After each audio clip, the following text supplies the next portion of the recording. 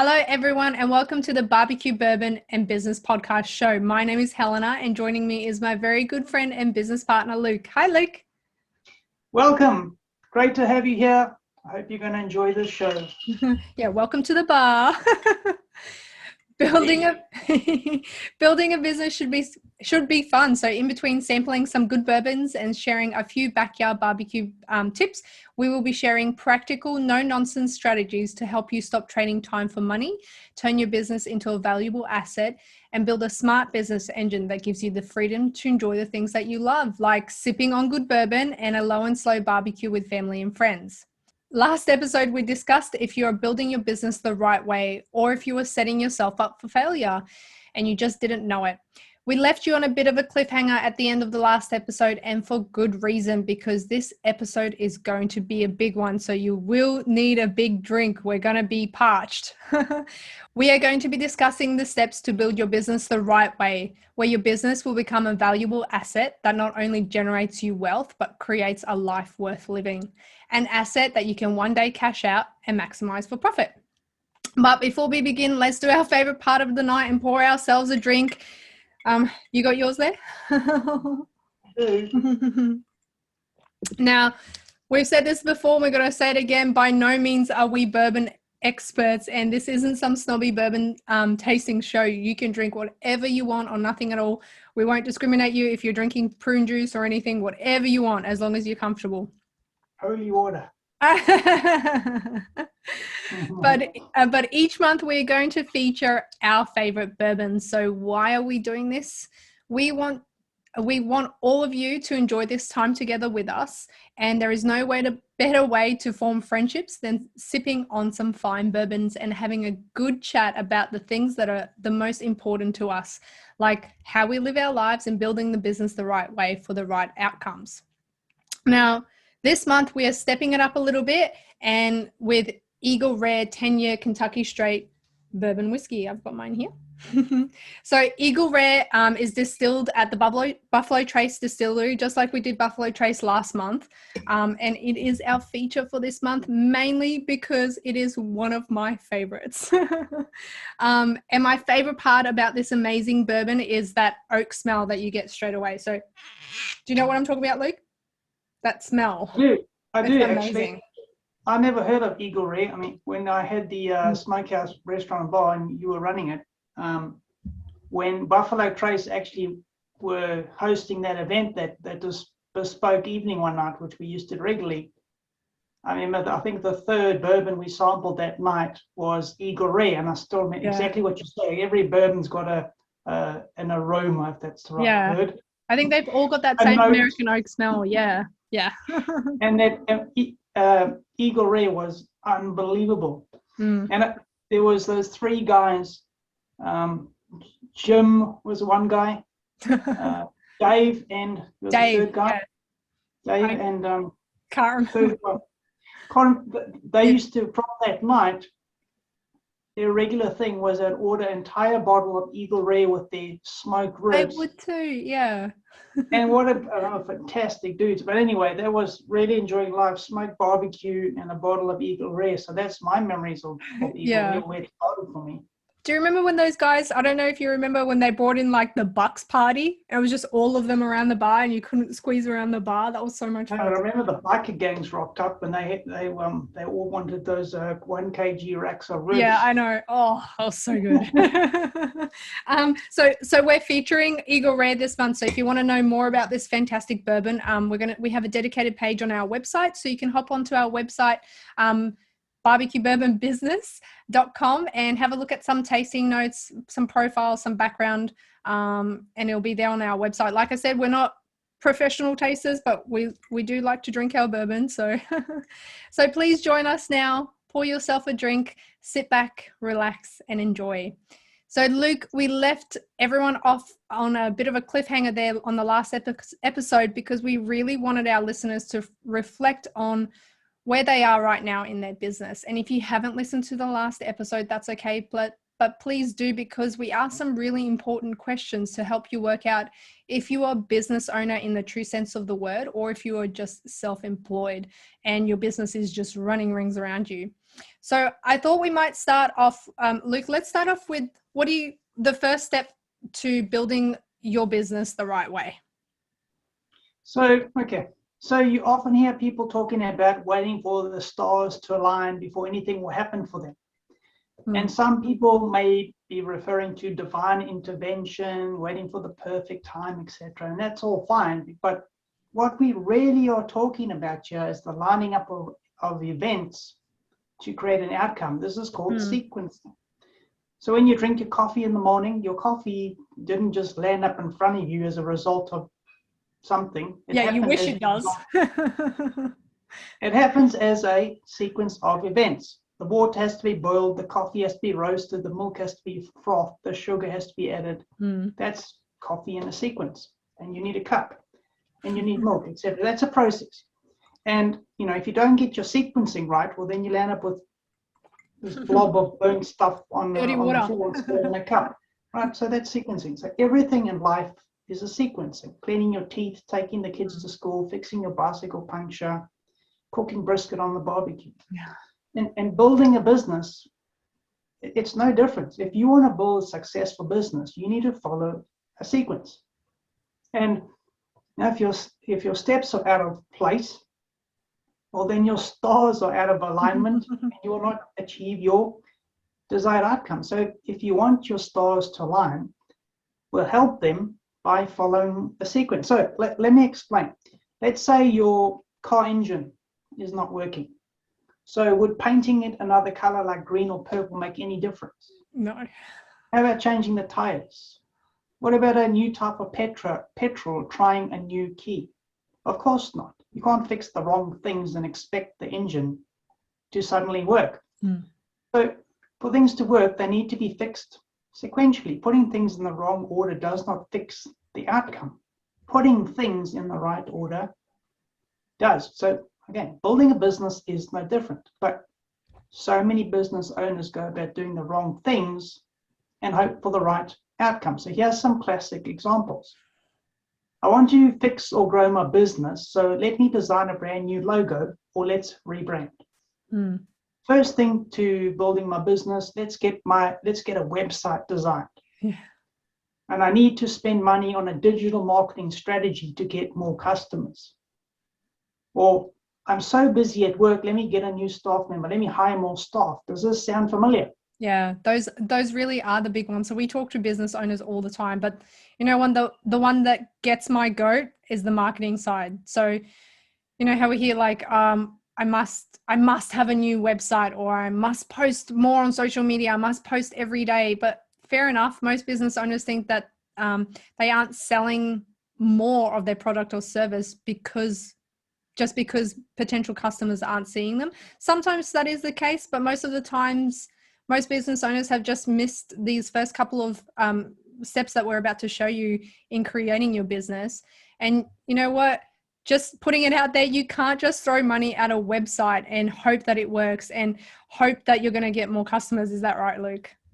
Well, same with social media. That's why so many marketing campaigns, social media campaigns fail. This is the reason. So this is exactly like painting your car green and hoping the engine suddenly works.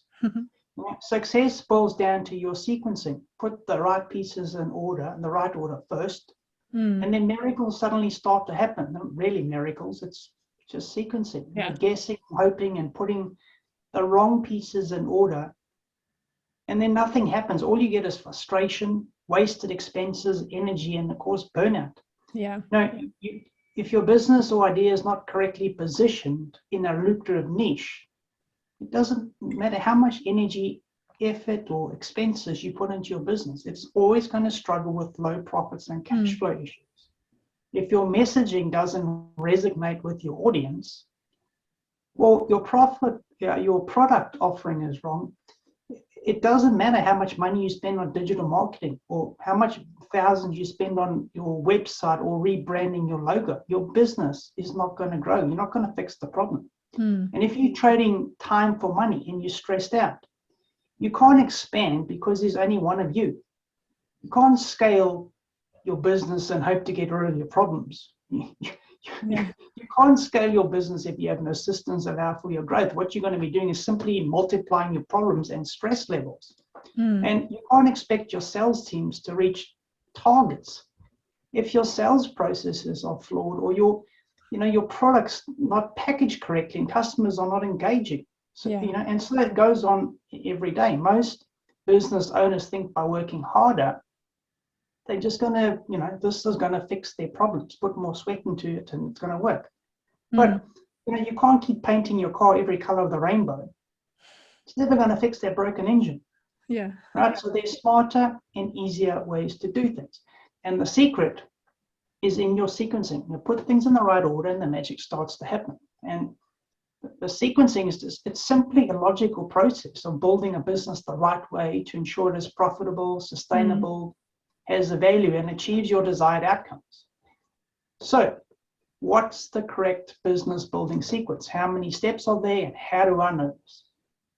Well, there are 7 steps in this sequence, and how do I know this? But let me just quickly take a sip. Oh yeah, I know, it's like parched. There's a lot of yakking going on now. So for those who've been following our podcast episodes, you'll know the story of me starting out with $800 in my father's shed. I won many awards, and we as young kids thought we knew everything. I built a $12 million business, had 65 staff, and we went on for 5 years, and then we lost the whole lot. And in the previous episode, I discussed the 3 life-changing lessons I learned from that experience.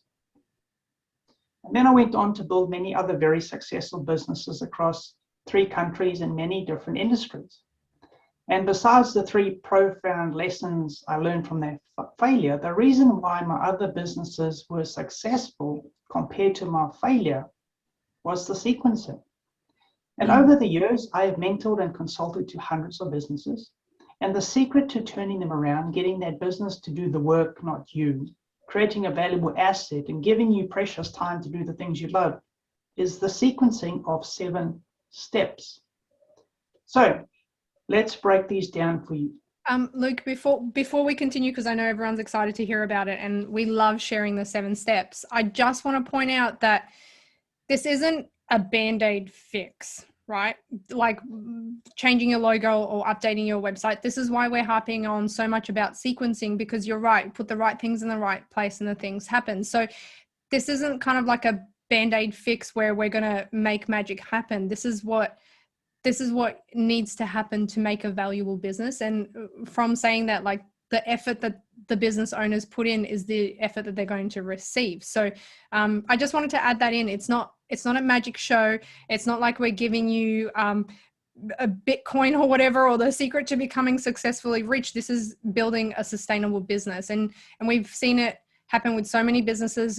Like you've said, you've had so much experience, but we've been doing this with so many businesses, and we've seen such amazing outcomes and such amazing personal growth as well as business growth from a lot of business owners when we've established these steps. So I'm really excited I just wanted to add that in. Well, the key thing there before I start step 1 is what you said. Like, you've got to, everyone is putting effort into their business every day.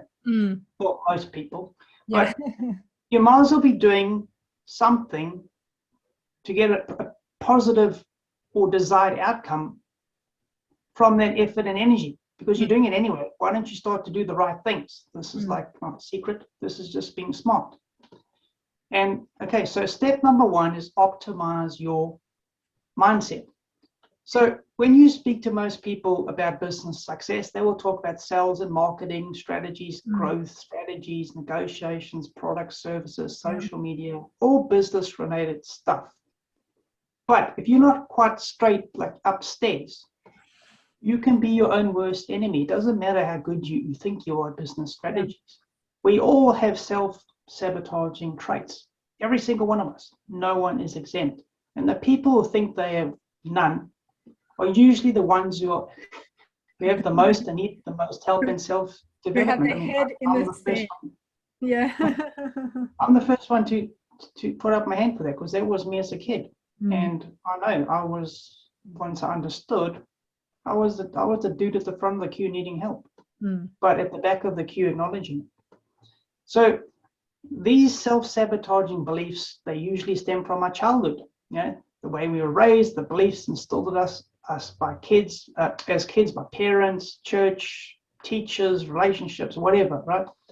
And how we view the world affects how we go about building our business. So common examples of this would be, so you have issues with rich, successful people because you were raised to believe rich people are evil. Maybe you have low self-esteem and you don't have a high value of your self-worth. Well, here you're going to have a tough time asking for the price you really want in a sale because deep down you don't believe someone will actually pay you that amount. Yeah, you don't believe you're worthy of that amount. Yeah, that's a common thing. And business is all about money flow. So if you have self-sabotaging money issues, you have a problem that needs to be fixed. So you can see why building a mindset for success is critical for your business success. And as I mentioned, this has nothing to do with everyday business growth strategies. This, I think this first step, and I have to add, because we mentioned this quite a bit, is really important, not just for first-time business owners, because I know there's going to be business owners out there who've been in business for a while and think they don't need help with mindset or think that they're okay. So we see this quite a lot, and we see this quite a lot with business owners who have been in business for a while. So if you've been struggling in your business for a while, there's going to be a reason. There's going to be low confidence. You've been self-sabotaging yourself. You would have lost the momentum and the confidence and the energy you had at the beginning because things aren't going so well. So checking in on your mindset is so important for long-term business owners, just as much as it is for first timers and people first going into business. Would you agree? Well, just because you've been in business for 15 years, unless you're successful in business, really your ideas has been dragging you along. Yeah. If you're still struggling, well, things are not right. Things have got to be fixed. And maybe you're carrying a whole lot of self-sabotaging issues that keep coming up and keep preventing you from moving forward, particularly if you've been in every sales course and conference and read every book and still things not changing. Well, that's because something's wrong upstairs. We have to help fix it. Yeah. Right? Oh, let us point it out for you. Yeah, well, everyone's got these problems. Yeah. They do. And you've got to acknowledge them and fix them. So step 2 is optimizing your niche. So here's a very common mistake people make in business. They try and sell their products and services to the wrong customer. So you can't sell meat to vegetarian. But it doesn't matter how fancy your sales pitch is, whether the cow's been blessed by the Pope, or how many times you practice your sales pitch. A vegetarian is just not going to buy your meat. So rather spend your time finding meat lovers and sell to them. Stop wasting your time and energy trying to sell to the wrong people. Even if it's been hickory smoked, even if it's a T-bone, they're not going to buy it. Right, that's what you call optimize. Optimize is the key word in these sequencing. Like optimize, do things smart, and you build a smart engine. Now, so many businesses are taught to sell, sell, sell, and the sales managers set daily sales call targets, and they hound their sales teams to get on the phone and close those sales and sell, sell, sell. How many people do you have to burn through? How many vegetarians would you have to burn through to actually get one to buy your T-bone steak or your sausage, right? Yeah. This is what happens out there. And so it's just stupid. Think of what you're doing to your brand by pestering people to try and buy your products by pushing and forcing sales. And how many salespeople really want to be on the phone all day pestering people and being told, phone call off the phone call, go to hell. Who wants to do that? Yeah. So what should you be doing? Well, the first step to optimizing your business and building your business engine is to optimize your niche by targeting your real customers. Now, I'm saying this, your real customers, not your ideal customers.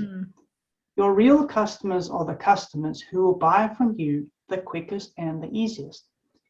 So focus first on doing market research for your target market, your real customers, right? This will help you determine whether you are in your red hot niche or not. And the hotter the niche, the more cash is flowing easily, and the better your chances are of turning your business into a profitable and successful business.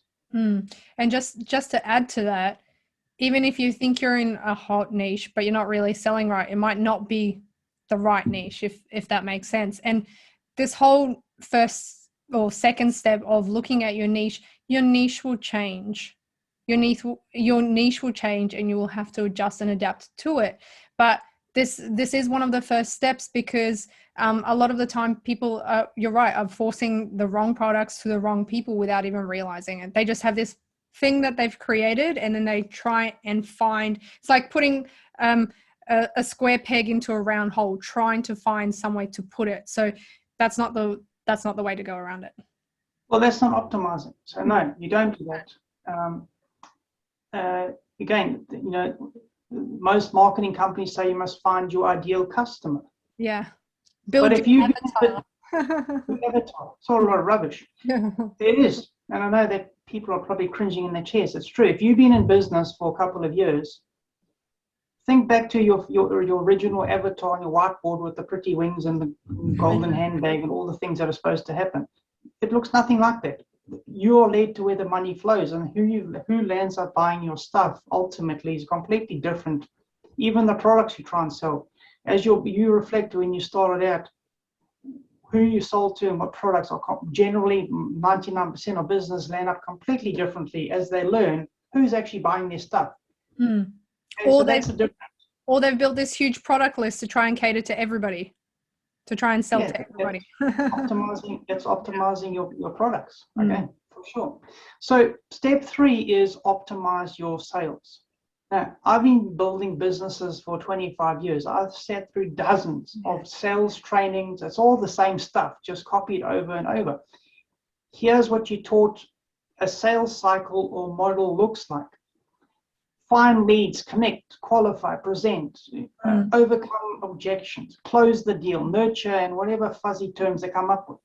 Now, these sales cycles are missing out on the most important pieces to sales success. And I can say this, in today's world, where no one, the way these people sell today, I'm about to release the answer before I can get this. That's what happens when you try and drink bourbon and talk on a podcast. But in today's world, what I'm about to tell you is absolutely critical.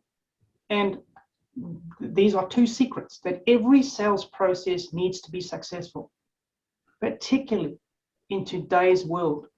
And the first secret to becoming a master salesman is what? Don't sell.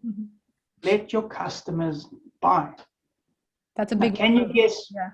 What's that? That's a big one for everyone's like, what? Well, it is for a lot of people. Can you guess what the second critical missing ingredient in these everyday sales cycles is? Now, what happens when you're buying something from a salesperson? What happens? And this applies to your online website as well, by the way, because your website represents you. When you first meet a salesperson, you immediately subconsciously begin scanning for this one thing. And it has nothing to do with the product or service you intend to buy. Okay, but still, it dramatically influences your decision as a customer to whether you're going to buy or not. The answer is trust. None of these sales cycles contain these 2 critical elements or secrets. And that is why most people in today's world do not trust people selling to them. And it gets worse and worse every day with all these lunatics selling on Facebook and everything, hounding the hell out of you. They're selling to you. They're not allowing you to buy because there's no trust involved. And most salespeople are trained just to make as many sales as possible. This is the problem. This takes care of the salesperson's commission, of course, and the sales manager's bonus, but it doesn't take care of the customer. And a customer needs to trust you before they hand over their cash. If the customer doesn't trust you, well, the chance of them buying from you is very, very slim. You can have the best product and service in the world, but if you do not establish trust with your customer, they're not going to be so quick to hand over the cash. They're probably going to go head over to a competition. It's probably got maybe even a less inferior product or service than you, but it doesn't matter. If they feel more comfortable with the other dude, well, they're going to buy it from them. Am I right? You're right. Of course I'm right. Just think about when you buy things. what is it really in the sales process that makes you convert from browser to buyer? I think that's a really important point to point out there. Like, when you are going to buy your next fridge or whatever, take into account how your salesperson is selling to you. I'm using inverted commas and I'm on a podcast, but how they're selling to you. So I think every time I have a good experience with a salesperson, I go to Luke and go, oh my God, I had the best sales experience, because I know what I'm looking for. Not only do I know what I'm looking for, but I've built trust with that person. I think one of the best ones I've had was like a young kid at JB Hi-Fi, which is like a entertainment place near us. We did not talk about anything. I mean, we did not talk about the product for at least 15 to 20 minutes. I didn't know. I was out to buy a microphone and a camera and whatever, and he was just asking me about my office space. What do I want to do with it? Do I have carpet? And we didn't even talk about any of the products or anything. And then I think from that point, I bought so much stuff, because I was like, I will take whatever you tell me, because you've taken this time to actually ask me something and build this trust and rapport. And I go to him every time now. Like, I specifically go to him and look for him, because I know he's not just selling to me, he's actually trying to solve my problem, which is... Okay, well, that's the key. Yeah. That's the key. Okay, so step 4 is optimize your marketing. So when you try to talk to everyone, you connect with no one. In my first business, we sold computers. However, communicating with families who wanted to buy a computer to set up their home, and commuting, it's time for a little tinkly.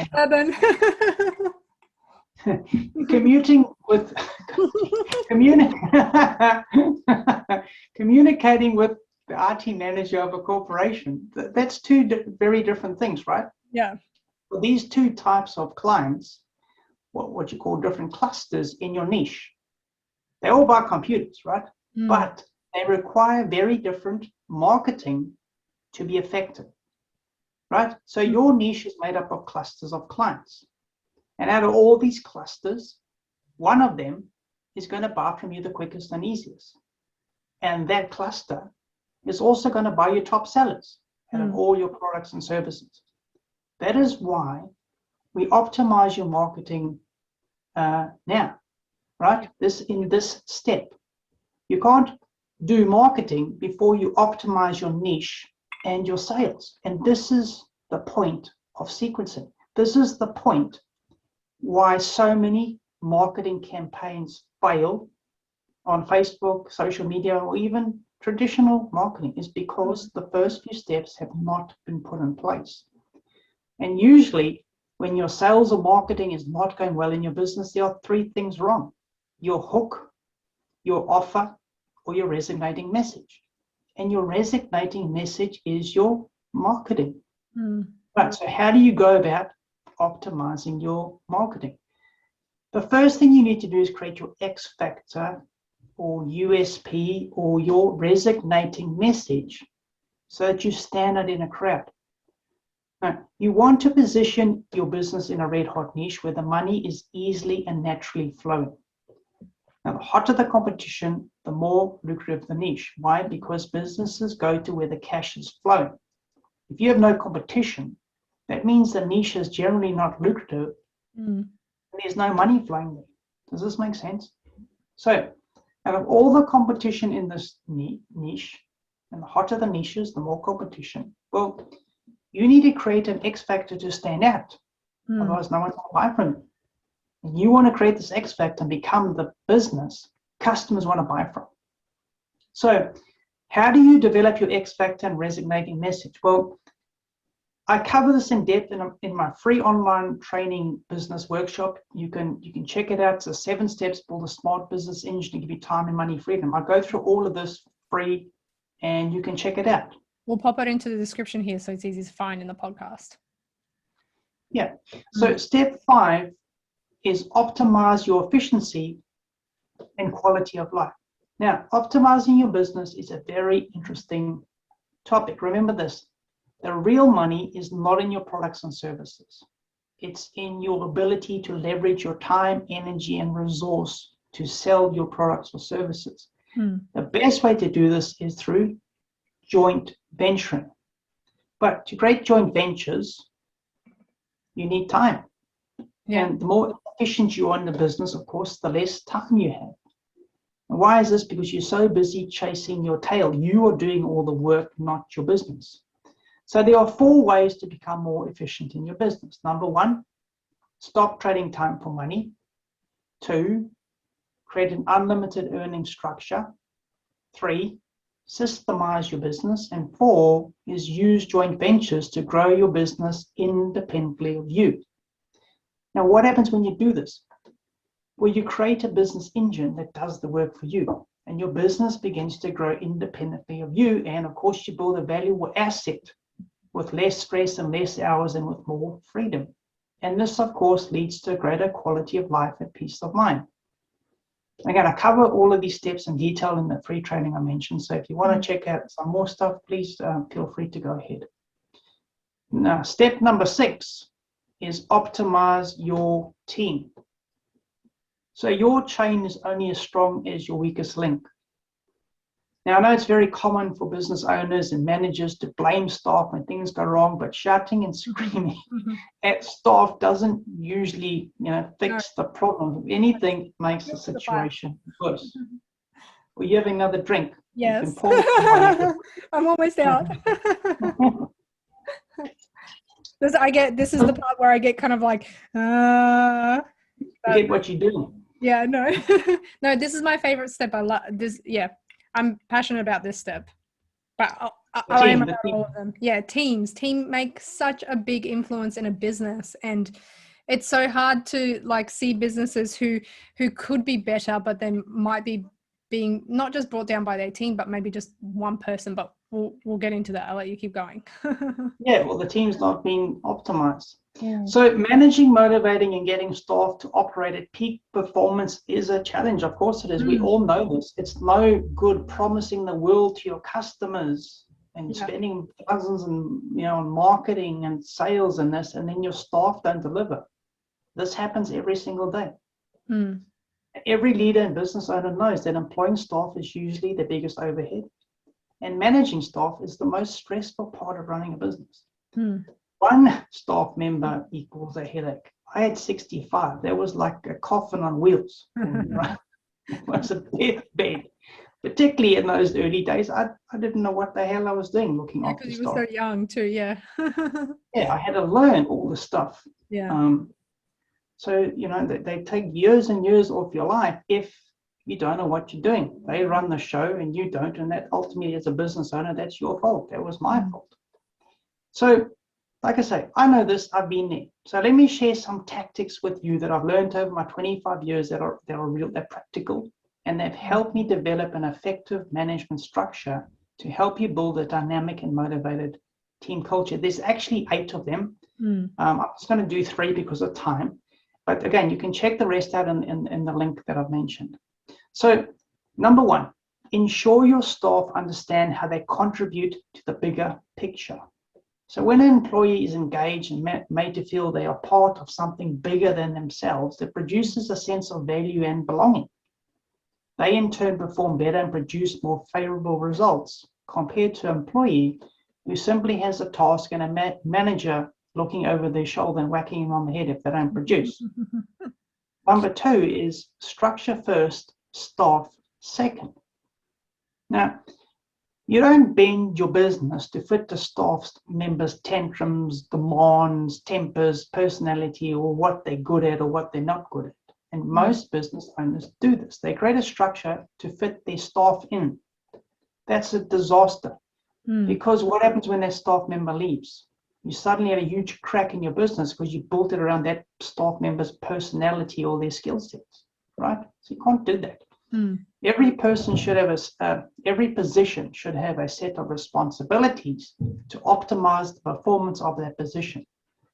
Then you find the right staff member to fill these positions, not any staff member. Yeah, the right staff member.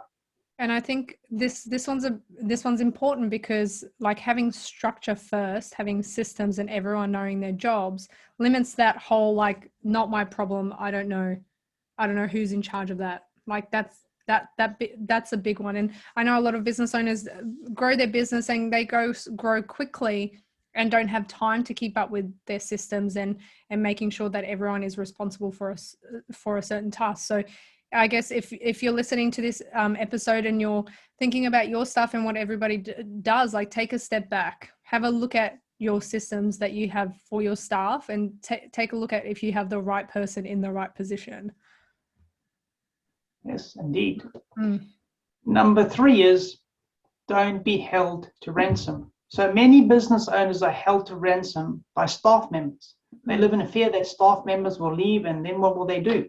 And so they pander to staff demands to the detriment of the business. And if you're clear on the position and responsibilities of a role, then you will find the right person, and therefore you don't have to be held to ransom.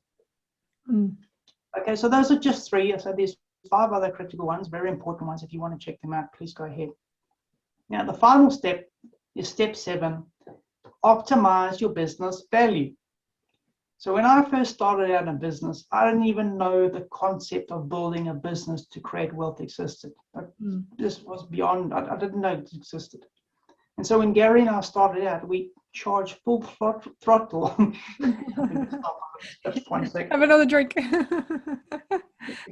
We charged full throttle to the wall to try and make profits. This is how we thought we were going to get rich. We had no idea we should be building a valuable asset from our business to create wealth as well as profits. And this is how most businesses operate. And they work to make profits today, not to create wealth for the future. They don't do tasks in their business to set themselves up for the future. They do tasks to get themselves through the day. Now, when I discovered over the years, this was me in my earlier days. And many established business owners and fledgling entrepreneurs just starting out, they're just not aware of this concept. And this is the difference between being self-employed and a business owner in the true sense. So most business owners are self-employed. They exchange time for money. These businesses therefore hold very little value because the businesses are dependent on the owners running them.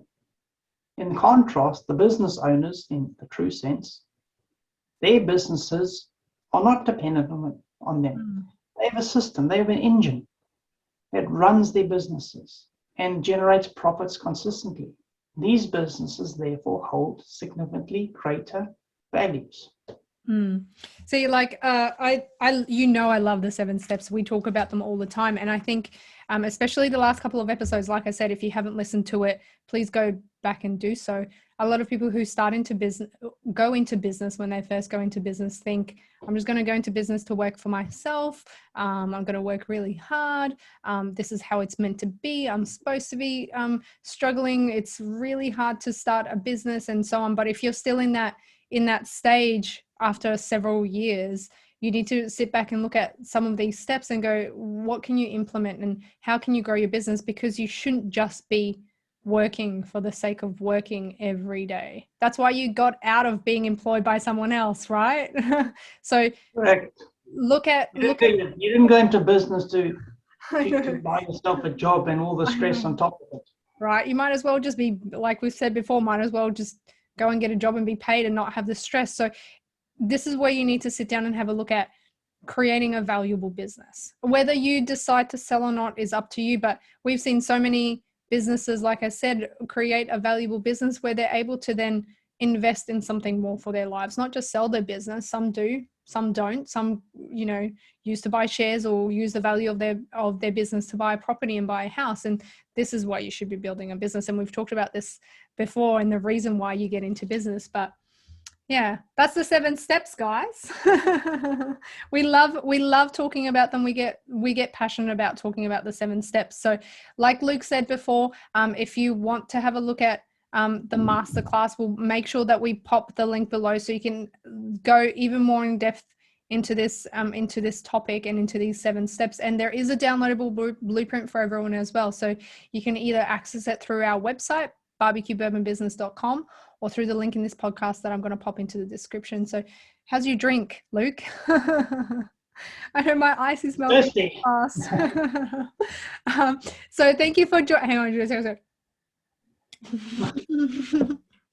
Thank you for joining us, everyone. And thank you for joining us for a drink. We really enjoyed it. Like we said, we love talking about the 7 steps. So I'm really looking forward to the next crazy episode because Luke's titled it More on Scale, and what you're reading is, what the heck is that, Luke? What does that mean? Well, more on scale. Well, here's the thing, right?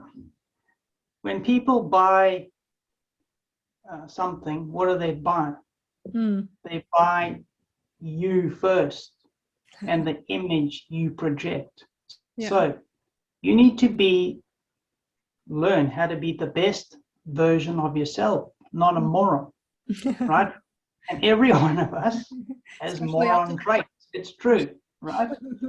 And the more you are and the more you register on the scale, the more you sabotage in your business. And these are just simple things like you show up late, you say you're going to do something, you don't do it, you're not congruent with your messaging. There's actually a 32-point checklist. And so next episode, I'm going to get deep into the moron scale and what you're reading. And you really do need to know how much of a moron you really are. We'll start measuring everyone. Yeah, because people look at you and say, right, this guy's probably an 8.5 moron. The other guy's a 2, probably buy from him. And if you don't know, you know, you're 8.5 moron, well, you keep running around and not closing sales, balls up the business. That's because you're about to blow up your moron scale. So that's what we're going to be discussing next week in detail. So I'm so excited. I want to see what my measurement is now. So it's not a scale big enough. Have to extend it from 10 to 190. So if you want to see us live and our friendly faces, and Luke, by the way, has a new podcast hat which looks amazing. I do. It's so cool. If you want to see the new hat, or if you want to see our friendly faces live, hop onto our YouTube channel, Barbecue Bourbon Business Podcast Show, to check us out. We've got all the episodes up there. We've also got some great barbecue video recipes for you to try out this weekend. So hop on there and have a look. So if you've enjoyed this episode, don't forget to leave us a review. We would really like to appreciate it. We really appreciate it. And to make sure you don't miss out on any new episodes, don't forget to subscribe to Apple Podcasts, Google Podcasts, Spotify, or wherever you prefer to listen to your podcast. Thank you, Luke. I'm almost finished. Everyone. Ka-ching.